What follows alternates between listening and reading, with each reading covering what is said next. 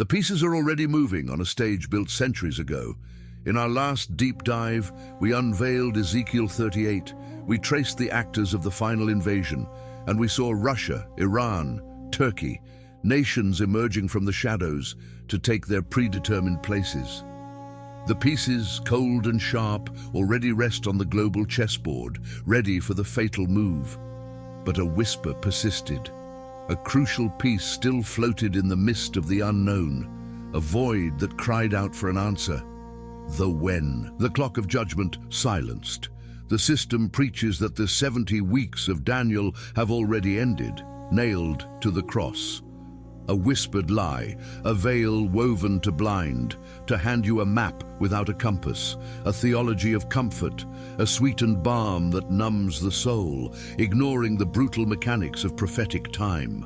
The original Hebrew of Daniel 9, however, tears that curtain, exposing the intrinsic code Shavuim Shiv'im, 70 units of 7. They are not mere days, they are not linear calculations. They are cycles of harvest and judgment, immersed in a rhythm that the religious system tried to simplify, to dilute, so that you would never perceive that time is draining away. A golden, irrecoverable liquid through your anesthetized fingers. What is hidden, what refuses to be revealed, is the hatsar, the prophetic interruption. The hatsar is not a divine miscalculation. It is not a flaw in the tapestry of the Most High. It is a strategy of Cold War, millennial, calculated with surgical precision. It is as if the hand of a timer on a bomb about to explode had been suspended one breath away from the final detonation. That breath, that frozen second, is our generation. The air we breathe, the ground we walk on. It is eternity in suspension. And before the veils are torn, before the shadow of the Kanaf Shikutzim, the wing of abominations, the pinnacle of desecration, is cast, being assembled right now, at this very moment, in the Middle East, behind diplomatic smiles and promises of architectural reconstruction, I need you, right now, to make a covenant with the truth.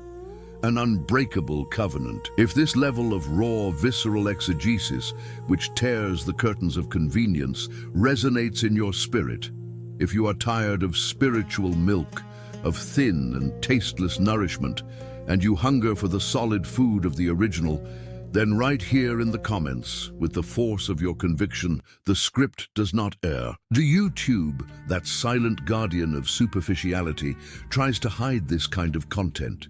It labels what is deep as sensitive, to keep you on the surface, to drown you in banality.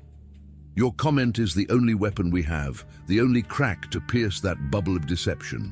Leave your like, not for me, but to shout to the system that we still seek the original, that the thirst for truth is unshakable. Understand one thing, a fundamental truth. The system, the establishment, wants you to believe you live in an ordinary time, a time without cosmic relevance, a mere dot in history. But the original Hebrew whispers that you live in the hatsar, the great pause. It is the prophetic hiatus, the suspended abyss, where the Messiah was cut off, where the supreme sacrifice was made, but the covenant people, the chosen nation, has not yet been completely restored. It still floats in a limbo of waiting. What comes next, what is hidden, sealed with 7 seals at the end of the 69th week, is going to change, to shatter everything you think about global geopolitics, about the irreducible destiny of Iran, and about the deep reason why Israel, that small and contested land, is the epicenter of an earthquake that science refuses to name, but which is already cracking the ground beneath our feet. Prepare your spirit. The raw exegesis, the dissection of truth, is only just beginning. If you have absorbed the truth, if you understood that we live in the hatsar, in the great pause, now you need to understand what and who makes the clock start turning again, what breaks this millennial silence. The system taught you that the 70th week of Daniel is merely an ethereal concept, a spiritual metaphor. a lie. Daniel 9:27 is not a forgotten phrase. It is a contract, sealed with blood and ashes, an architectural blueprint for desolation, a legal document awaiting its execution. We have reached the breaking point of the script. Daniel 9:27 proclaims, Uchatsi ha-shavua. In the middle of the week, he will cause the sacrifice and the offering to cease. Most read this as a common religious event, a simple act of interruption. But the raw exegesis reveals the chatsi, the fracture, the violent cut that not only divides but lacerates time. This causing to cease in Hebrew is yashbit, the same root as Shabbat. He will impose a forced rest, an absolute blockade on worship, on freedom of devotion, on the very essence of faith. It will be an imposed Shabbat, a compulsory paralysis. But why, and in what form, in the middle of that final week? Because the hegemon, the leader who is coming, the architect of the new order, needs 3.5 years of illusory peace, of a forged armistice, to consolidate the Higbir Berit, the covenant of force, the Iron Pact. He uses the first half of that period to disarm the nations, to tame the powers, and the second to crush the alliances, to destroy any trace of resistance. It is here, at this ignition point, that Daniel fuses, intertwines with what we saw in Ezekiel 38, revealing the web of control that is forming. While the world is crying peace and security, while the masses clamor for stability and order, the chatsi happens. The global control system, the badaligma we mentioned at the beginning, that abomination that insinuates itself, that corrupts, that devours, ceases to be a mere political influence, a shadow in the decisions of rulers, and transforms into a biometric entity, omnipresent, omniscient. The Kanaf Shikutzim, the pinnacle of abominations, is not just a physical place, not a structure of stone or metal. It is the installation of a protocol, a totalitarian system that demands latreia, total, exclusive, unrestricted worship. If you do not understand the Greek behind this, you do not understand that the economy and faith, bread and soul, will be fused into a single network of control, into a single noose of servitude. The sacrifice ceases because the script declares that the system of Edom, this empire of control, accepts no competition, tolerates no other deity. The Mashiach Yikaret, the cut-off Messiah, the divine sacrifice we saw in the previous block, left a vacuum, a sacred space that this impostor now tries to fill with the mitzvah of a global religion, with the rituals of a forged faith. If you are here with me until now, if your mind has not drifted, you have realized that this is not cheap conspiracy theory, not a prophetic delusion. It is prophetic mechanics. It is Daniel's clock counting down the seconds to impact, the tick-tock of history echoing in our ears. Listener, if your spirit has burned with this depth, with this brutal revelation, do not keep that fire to yourself. The algorithm, that cold intelligence, hates what is dense, what is deep, but it respects your interaction. Check your comment, reinforce our unbreakable covenant. The script does not err. That is how we alert others that the awakening has begun, that spiritual drowsiness has come to an end.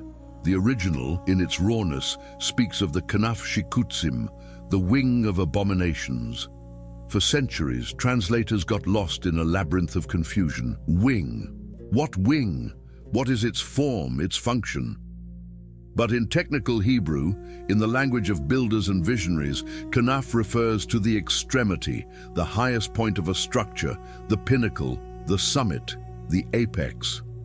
What Daniel is describing with astonishing precision is the installation of a system of abomination, of a protocol of desecration, at the highest point, in the most sacred place, of a structure of power and worship. Look at today's geopolitics, at the global stage we find ourselves on.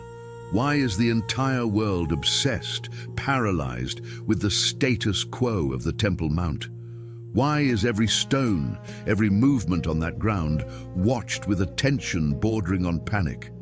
Because the script says that the clock, that divine timer, only starts running again only resumes its deadly tick-tock when the hegemon, the leader who is coming, confirms, seals, imposes a covenant with many. The Hebrew term is higbir berit. He will make a covenant prevail. This is not a simple peace deal, a mere signature on a diplomatic paper.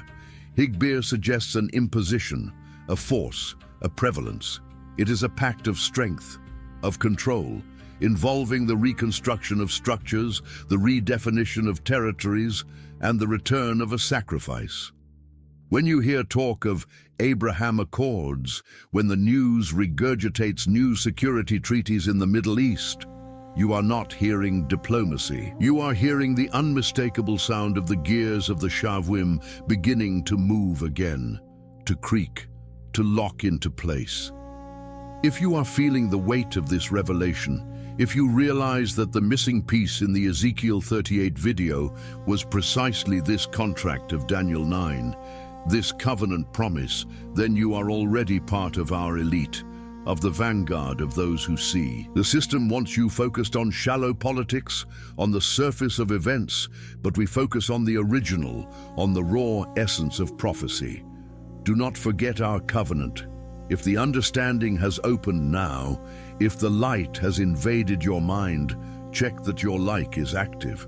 That is what keeps our raw exegesis on the air, against the veiled censorship of the algorithm, against the imposed silence. You felt the weight of the contract, felt the suspension of the pause, the tremor of the chatzi, the violent cut.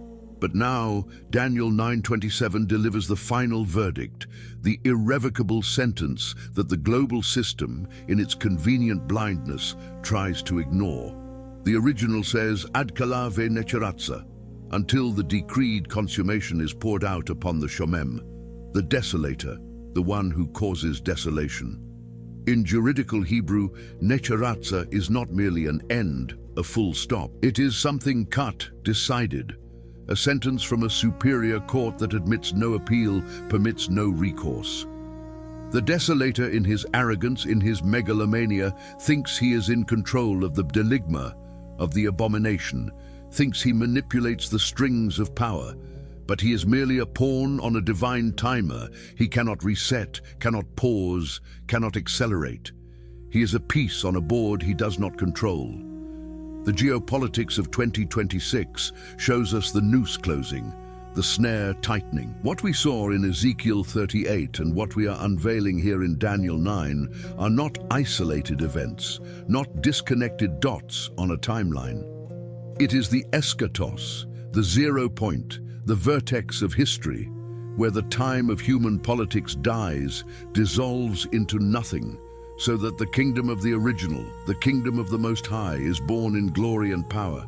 The Shomim, the one who causes desolation, the one who pours the abomination upon the nations, will be consumed by the very poison he poured. The script says that the decree is final, the sentence is irrevocable.